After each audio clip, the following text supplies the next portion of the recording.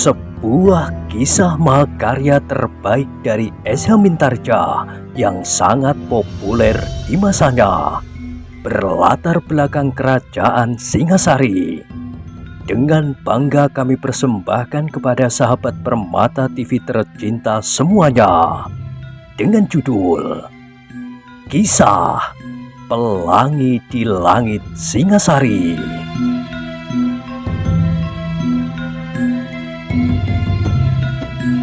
Pada kesempatan yang sangat baik ini, kita masuk pada episode yang ke-238. Selamat menikmati.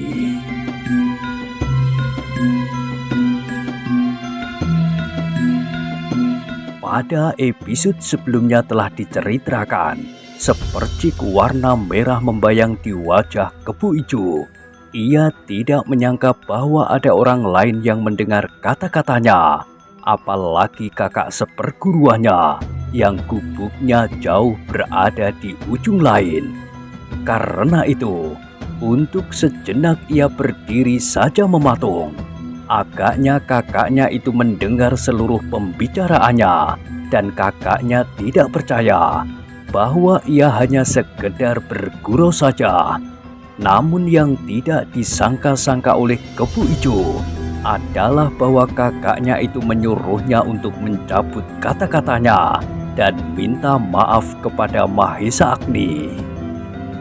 Karena Kebu Ijo masih berdiam diri, maka Witantra itu berkata pula, "Lakukanlah Kebu Ijo, hukuman itu terlampau ringan buatmu."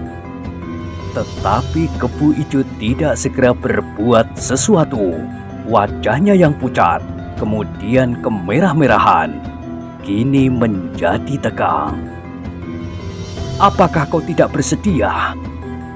Tidak ada jawaban.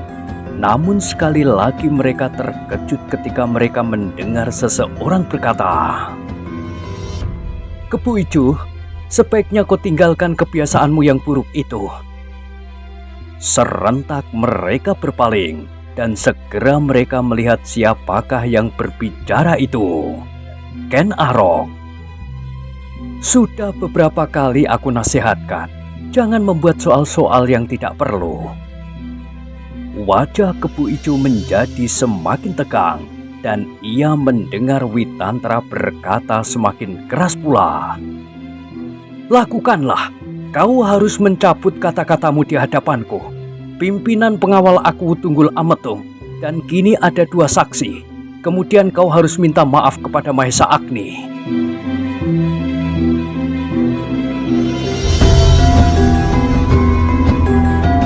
Kebu Ijo kini berdiri gemetar. Ia tidak membayangkan bahwa hal serupa itu akan mungkin dilakukannya. Sejenak ia dicekam oleh kebimbangan, tetapi menilik sorot mata kakak seperguruannya, ia tidak dapat bermain-main lagi. Kakaknya itu agaknya benar-benar marah kepadanya. Apalagi kini telah hadir pula Ken Arok yang ternyata mendengar pula pembicaraannya. "Lakukanlah Kebu Ijo." Terdengar suara Ken Arok. "Bukan suatu penghinaan bagimu, tetapi dengan demikian kau akan selalu teringat bahwa sikapmu yang demikian itu sama sekali tidak menguntungkan bagimu dan bagi siapapun juga. Kau pun harus ingat bagaimana kau untuk pertama kali berada di tempat ini. Belum sehari kau sudah menumbuhkan persoalan. Sekarang kedatangan Mahesa Agni, kau songsong dengan sikapmu yang aneh itu." Wajah Kebu Ijo menjadi semakin tegang. Setitik keringat dingin merentul di dahinya itu. "Lakukanlah," berkata Witantra. Ia nampak bersungguh-sungguh.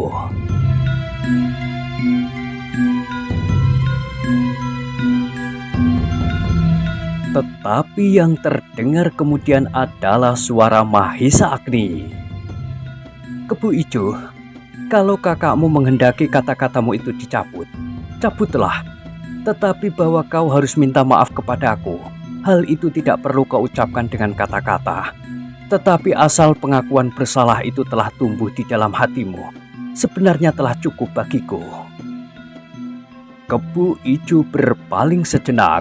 Dipandanginya wajah Mahesa Agni itu. Sekilas tampak perubahan pada wajah itu, tetapi Mahesa Agni sama sekali tidak tahu apakah yang bergolak di dalam dada Kebu Ijo, sehingga terungkap pada perubahan wajah itu. Namun sejenak kemudian Kebu Ijo itu menundukkan wajahnya. Witantra dan Ken Arok merasakan sentuhan yang lembut di dalam hati mereka. Pernyataan Mahesa Agni itu benar-benar telah menumbuhkan perasaan hormat di dalam diri mereka. Sehingga dengan demikian, maka sejenak mereka terdiam. Padang karautan itu pun kemudian menjadi sunyi.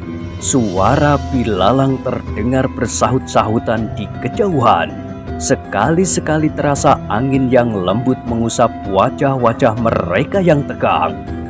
Sejenak kemudian terdengar suara Witantra. Kebu Ijo, kau benar-benar harus menyadari keadaan dirimu.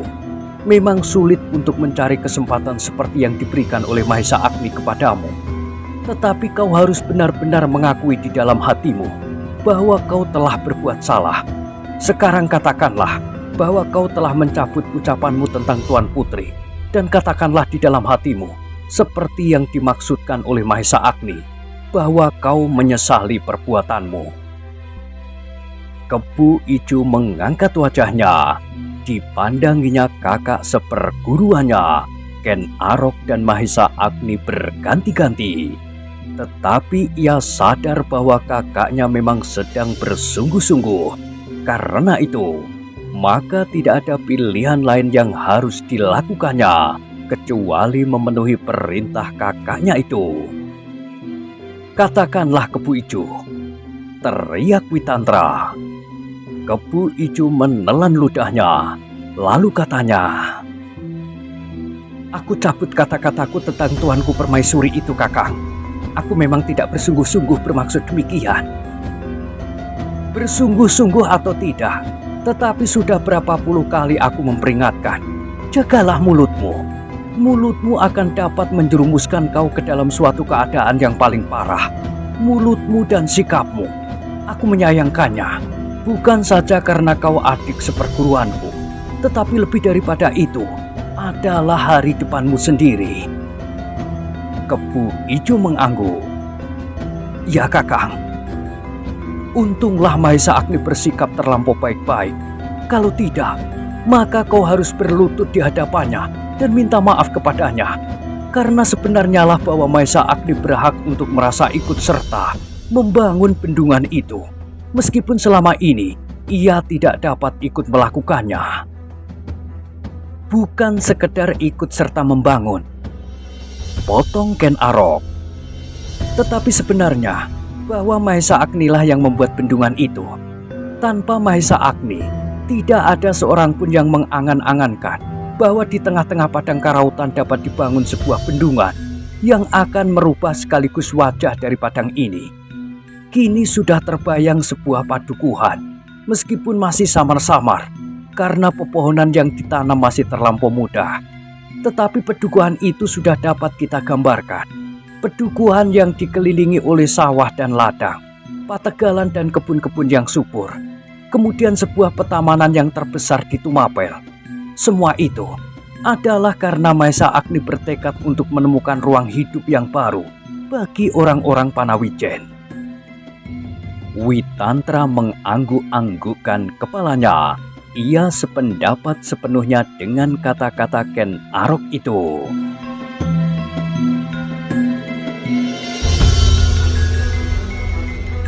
Sedangkan Kebu Ijo sama sekali tidak menyahut.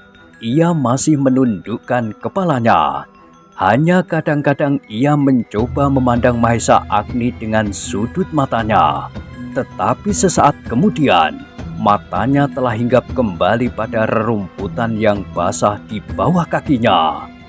Kebu Ijo itu berpaling ke arah kakaknya ketika ia mendengar kakaknya berkata, "Pergilah ke tempatmu, tidurlah, Untuk seterusnya kau harus berhati-hati. Besok aku dan Mahesa Agni harus mengikuti aku kembali ke istana.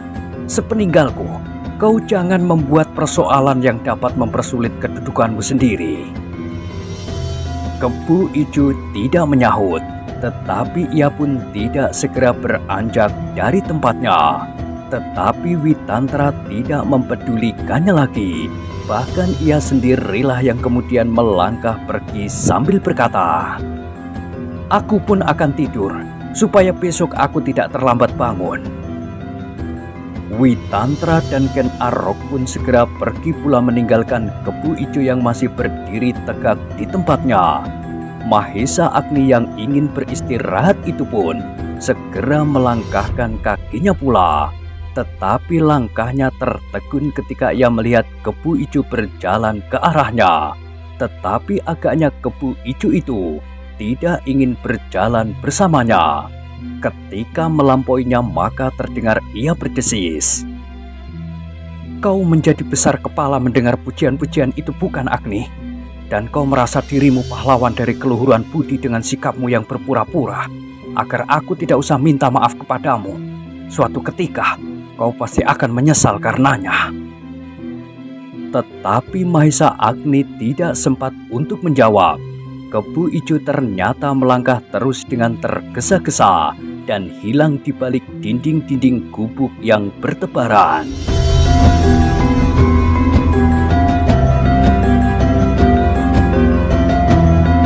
Mahesa Agni menarik nafas dalam-dalam. Ternyata bahwa dugaannya tentang anak itu keliru. Ketika Witantra menasihatinya, dilihatnya anak muda itu menundukkan kepalanya. Tetapi ternyata bukan karena pengertiannya atau penyesalannya atas kesalahannya. Ia berbuat demikian semata-mata sekedar menyenangkan hati kakak seperguruannya itu. Namun agaknya justru tumbuh dendam di dalam dadanya. Mahesa Agni menarik nafas dalam-dalam, tetapi kemudian hal itu tidak dihiraukannya lagi tentang dirinya sendiri. Tetapi ia justru mencemaskan hubungan Kebo Ijo dengan kuda sempana. Kuda sempana yang baru melangkah setapak demi setapak, meninggalkan dunianya yang kelam. Apabila ia terbentur kepada sikap Kebo Ijo yang gila-gilaan itu, maka kemungkinan-kemungkinan yang tidak diharapkan dapatlah terjadi. Kuda sempana akan menjadi liar lagi dan terjerumus semakin dalam ke dunia yang gelap pekat. Aku harus memberitahukannya kepada Ken Arok besok sebelum aku pergi, supaya persoalan ini mendapat perhatiannya. Gumam Mahesa Agni itu kepada diri sendiri. Sesaat kemudian, maka Mahesa Agni pun telah berbaring di dalam gubuknya. Beberapa orang yang telah berada di dalamnya telah tidur dengan nyenyaknya. Mereka ternyata masih merasa terlampau lelah sejak mereka berkelahi dengan banjir yang melanda bendungan mereka. Sedang bahaya serupa masih akan datang setiap saat apabila hujan turun di ujung sungai. Di hari berikutnya, Aku Tunggul Ametung benar-benar meninggalkan padang karautan bersama pengawal-pengawalnya dan Mahesa Agni. Sebelum mereka berangkat, Mahesa Agni memerlukan menyampaikan pesannya tentang kuda sempana dan kemungkinan-kemungkinan yang dapat terjadi karena sikap Kebo Ijo. Ketika serombongan kuda yang membawa Aku Tunggul Ametung dan pengiringnya sudah berderap menjauh, maka Kebo Ijo yang berdiri di samping Ken Arok pada saat mereka melepas rombongan itu pergi, segera saja berbisik. Aku berbangga melihat rombongan itu." Ken Arok berpaling, sambil mengerutkan dahinya ia bertanya, "Kenapa? Bukankah mereka bermaksud menangkap Kebo Sindet?" desis Kebo Ijo. "Kebo Sindet seorang diri telah berhasil menggegerkan seluruh Tumapel. Bahkan Aku Tunggul Ametung memerlukan pergi sendiri untuk menangkapnya. Ken Arok tidak menyahut. Ketika ia melayangkan pandangan matanya, ia masih melihat kuda-kuda itu yang semakin jauh. Seperti noda-noda yang kehitam-hitaman bergerak-gerak di bawah langit yang biru, di atas hamparan padang rumput yang luas. Tetapi Ken Arok itu berpaling ketika mendengar Kebu Ijo itu tertawa pendek. Aku adalah seorang yang luar biasa. Tetapi untuk menangkap seorang Kebu Sindet, ia terpaksa membawa pasukan kecil prajurit-prajurit pilihan. Bahkan kau pun akan dibawanya pula. Ken Arok menarik nafas dalam-dalam. Katanya, aku masih belum yakin bahwa Kebu Sindet hanya seorang diri saja. Mungkin ia mempunyai beberapa orang kawan di dalam sarangnya. Itulah sebabnya aku membawa beberapa orang prajurit bersamanya. Kebu Ijo tertawa pula. Sambil mengangguk-anggukkan kepalanya, ia berkata, Mungkin pula demikian. Tetapi itu pun menggelikan. Apakah yang dapat dilakukan oleh prajurit-prajurit sandinya? Apakah mereka tidak menyelidiki lebih dahulu? Apakah dan siapakah yang akan mereka hadapi? Tentu sudah dilakukan, jawab Ken Arok. Tetapi agaknya aku kali ini tergesa-gesa. Karena desakan istrinya yang cantik itu, gumam Kebu Ijo. Ternyata gadis Panawijen itu benar-benar membahayakan aku sendiri. Ia tidak tahu bahaya yang dapat mengancam aku. Ia hanya menuruti suara perasaannya saja agar Mahesa Agni segera dilepaskan. Tetapi ia tidak mempertimbangkan segi-segi yang lain. Sedang aku pun telah benar-benar jatuh di bawah telapak kaki perempuan itu. Hei, apakah kau pernah mendengar dongeng bahwa aku telah memasrahkan seluruh Tumapel kepada Ken Dedes sesaat sebelum mereka kawin? Maksudku, pada saat aku membujuk perempuan itu untuk menjadi permaisurinya. Cerita itu tidak penting bagiku. Keduanya sama saja. Warisannya akan jatuh ke tangan putra atau putri mereka bersama-sama. Bukankah sama saja? Apakah keturunannya itu akan menerima dari ayah atau ibunya? Kebu Ijo mengerutkan keningnya. Namun kemudian ia pun tertawa.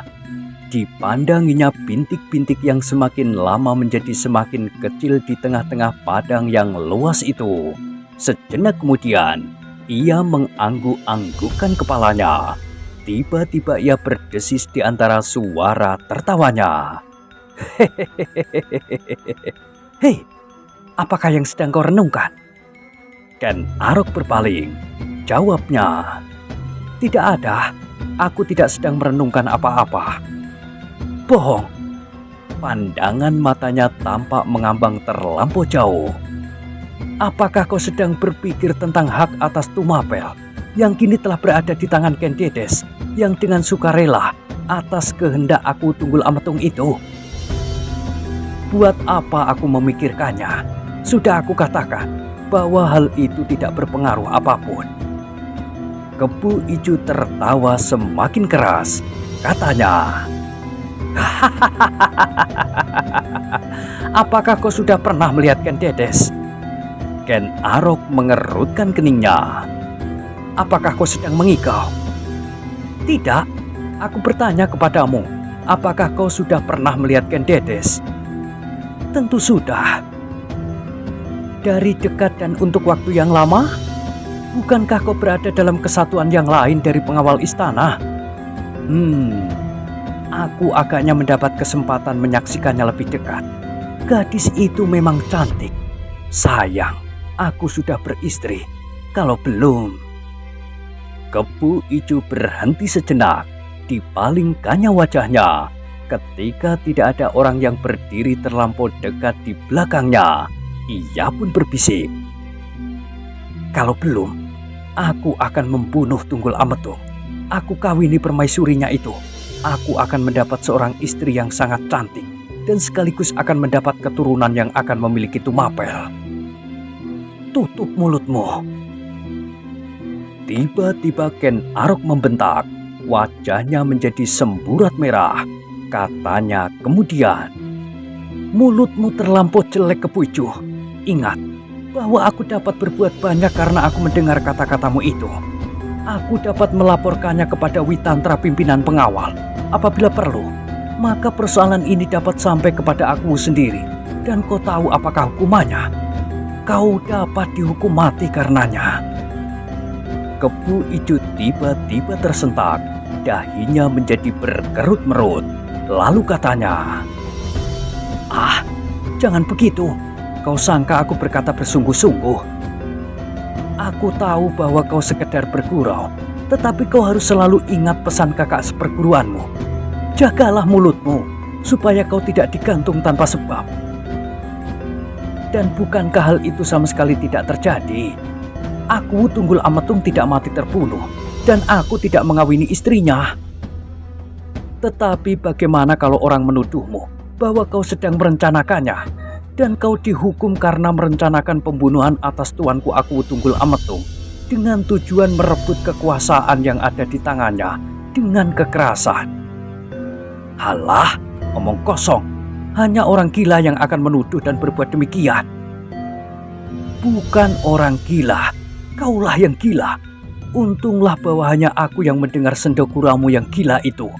Kalau ada orang lain, maka kemungkinannya akan dapat berbeda. Untuk seterusnya kau harus selalu ingat kepada pesan-pesan Witantra. Mulutmu akan dapat menyeretmu dalam kesulitan." Kepu Ijo tidak segera menjawab. Matanya kini menatap bintik-bintik yang telah mulai hilang di kejauhan, dibayangi oleh gerumbul-gerumbul liar yang tumbuh bertebaran di padang karawutan itu. "Ingat Kepu Ijo," desis Ken Arok. "Bukan orang yang gila menuduhmu bahwa suatu ketika kau akan melakukannya, tetapi orang-orang yang justru mempunyai otak yang baik, yang mencari kesempatan dan ingin menjerumuskan kau ke dalam kesulitan. Tidak semua orang baik kepadamu, atau kepadaku, atau kepada siapapun. Di padang karautan ini hampir setiap orang mengenal tabiatmu. Mulutmu terlampau besar dan kau mempunyai sifat yang meledak-ledak, bahkan kadang-kadang tidak terkendali. Kau ingat apa yang kau katakan kepada Maisa Agni semalam?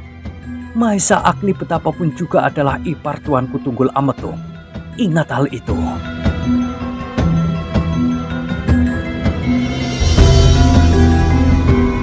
Kepu Ijo masih terpungkam, namun wajahnya kini menjadi tegang.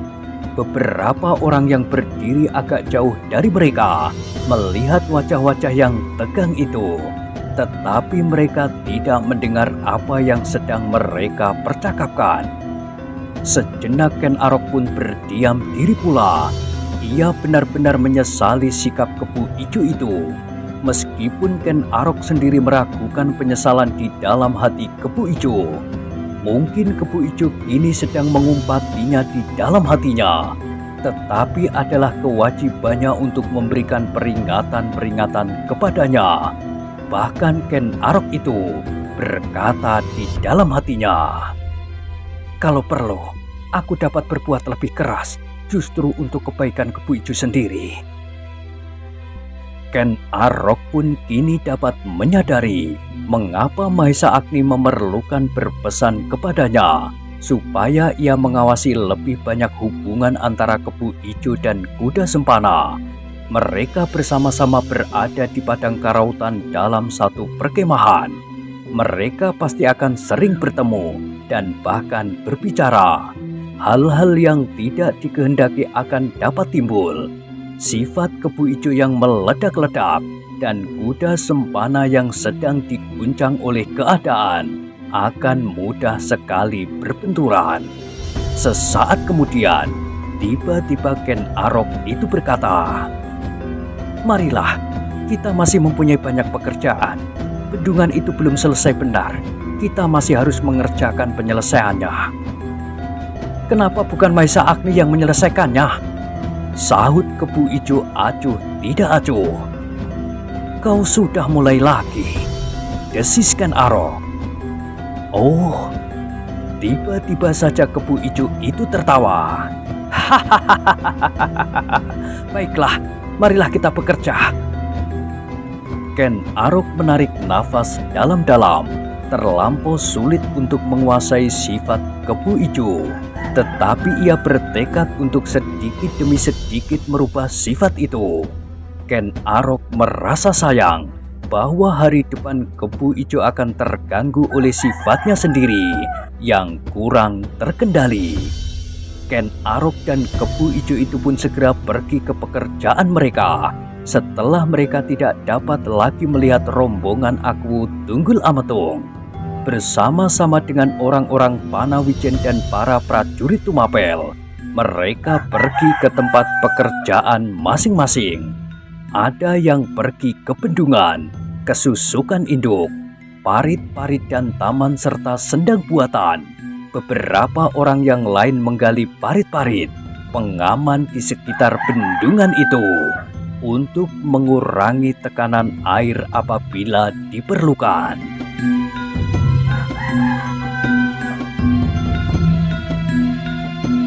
Ken Arok sendiri selalu mondar-mandir dari satu tempat ke tempat yang lain.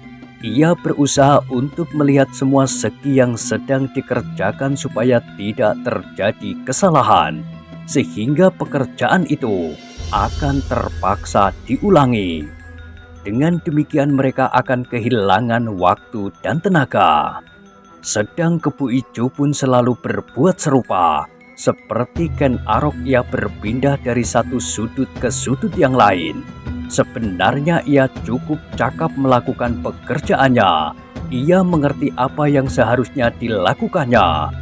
Tetapi yang sulit baginya adalah mengendalikan diri, menahan mulutnya, dan sifat-sifatnya yang sombong. Sehingga tanggapan orang-orang Panawijen dan para prajurit kepadanya jauh berbeda dengan tanggapan mereka terhadap Ken Arok. Ki Buyut Panawijen kadang-kadang bertanya-tanya pula di dalam hatinya, apakah yang dikehendaki oleh Kebo Ijo itu sebenarnya? Tetapi orang tua itu mencoba untuk mengambil kesimpulan bahwa sebenarnya Kebo Ijo hanya didorong oleh sifat-sifatnya yang kurang menyenangkan. Kuda sempana yang ditinggalkan di padang karawutan itu masih belum dapat segera menyesuaikan dirinya. Setiap ia melihat 2-3 orang berkumpul dan bercakap-cakap, ia selalu merasa bahwa orang itu sedang mempercakapkannya. Karena itu, maka setiap kali ia merasa cemas dan kadang-kadang menjadi bingung. Meskipun setiap kali Ken Arok mencoba meletakkannya ke dalam keadaan yang sewajarnya.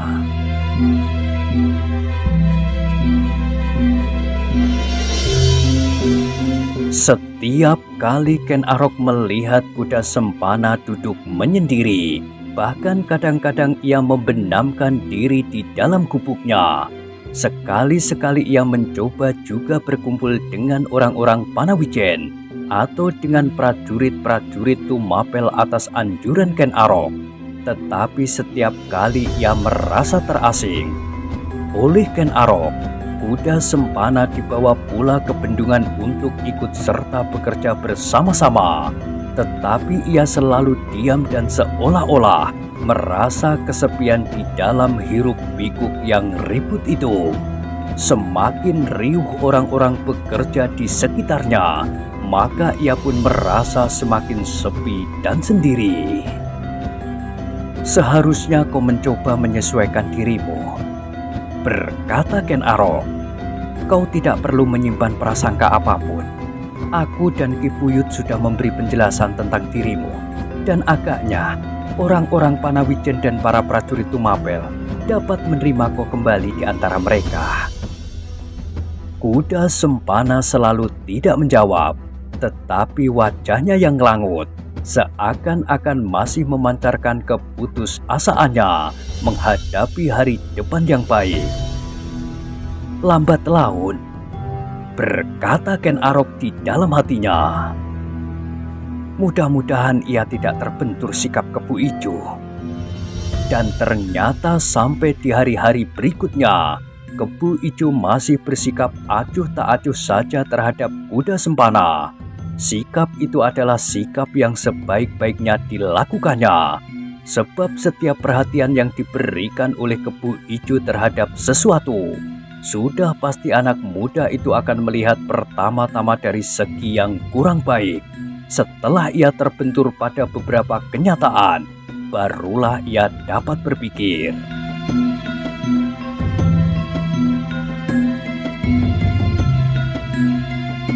Di hari-hari berikutnya, orang-orang Panawijen dan para prajurit Tumapel telah tenggelam kembali ke dalam kerja yang sibuk.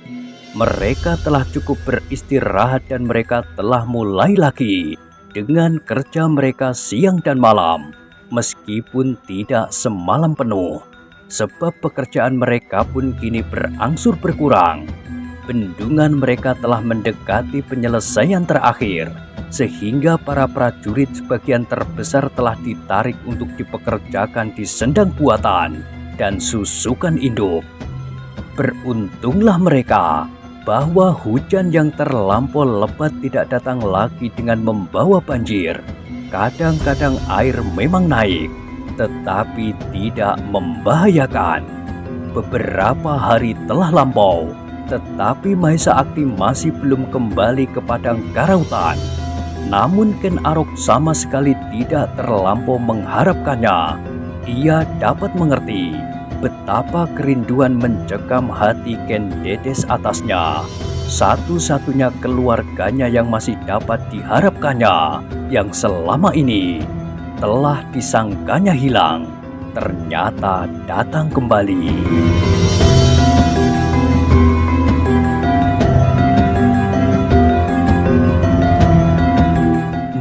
Nah, bagaimanakah kisah selanjutnya? Silahkan ikuti terus kisah Pelangi di Langit Singasari pada episode berikutnya. Sampai jumpa.